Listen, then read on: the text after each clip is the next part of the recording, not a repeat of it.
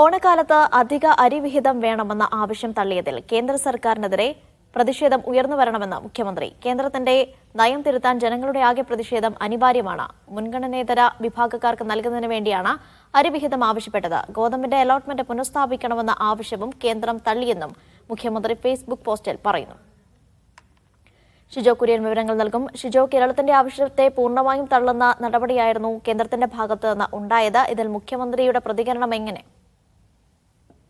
അനീഷ, സംസ്ഥാനത്തിനെ വലിയ തരത്തിലാണ് കേന്ദ്രം പല കാര്യങ്ങളാൽ വരിഞ്ഞു മുറുക്കുന്നത്. നേരത്തെ സാമ്പത്തികമായിട്ടുള്ള കാര്യങ്ങളിലടക്കം കേന്ദ്രം കേരളത്തിന് അർഹതപ്പെട്ട സാമ്പത്തിക സഹായം നൽകാതേക്ക് ഇരുന്നിട്ടുണ്ട്. അതിന് പിന്നാലെയാണ് ഓണമടക്കമുള്ള വിശേഷ ദിവസങ്ങൾ മുമ്പിലേക്ക് വരാനിരിക്കുകയാണ്. ഓണക്കാലത്തേക്ക് അധികമായിട്ട് കേരളം കേന്ദ്രത്തോട് അരിയും ഗോതമ്പും അടക്കമുള്ള കാര്യങ്ങളുടെ വിഹിതം കൂട്ടണമെന്ന് ആവശ്യപ്പെട്ടിരുന്നു. ഇത് നൽകാൻ കഴിയില്ല എന്നുള്ള ഒരു നിഷേധാത്മകമായിട്ടുള്ള നിലപാട് കേന്ദ്രം തുടരുകയാണ് ചെയ്തിട്ടുള്ളത്.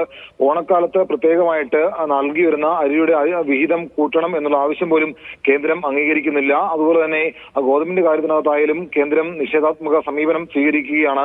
സംസ്ഥാന ജനസംഖ്യയിൽ ഗണ്യമായ ഒരു വിഭാഗം തന്നെ ഉള്ളതുകൊണ്ട് തന്നെ ഗോതമ്പിന്റെ കാര്യത്തിനകത്ത് വലിയ ഇറക്കുമതി കേരളത്തിലേക്ക് വേണ്ടതാണ്. അതുപോലെ നൽകാൻ കേന്ദ്രം തയ്യാറാകുന്നില്ല എന്നുള്ള വിമർശനം കൂടി മുഖ്യമന്ത്രി തന്റെ ഫേസ്ബുക്ക് പോസ്റ്റിലൂടെ വിമർശിക്കുന്നുണ്ട്.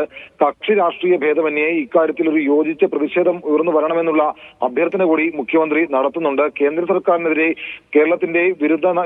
കേന്ദ്ര സർക്കാരിന്റെ കേരള വിരുദ്ധ നയം തിരുത്താൻ ജനങ്ങളുടെയാകെ പ്രതിഷേധം അനിവാര്യമാണെന്നും അതിനായി നാം ഒറ്റക്കെട്ടായി നിൽക്കണമെന്നും മുഖ്യമന്ത്രി തന്റെ ഫേസ്ബുക്ക് കുറിപ്പിലൂടെ ആഹ്വാനം ചെയ്യുന്നുണ്ട്. അനീഷ.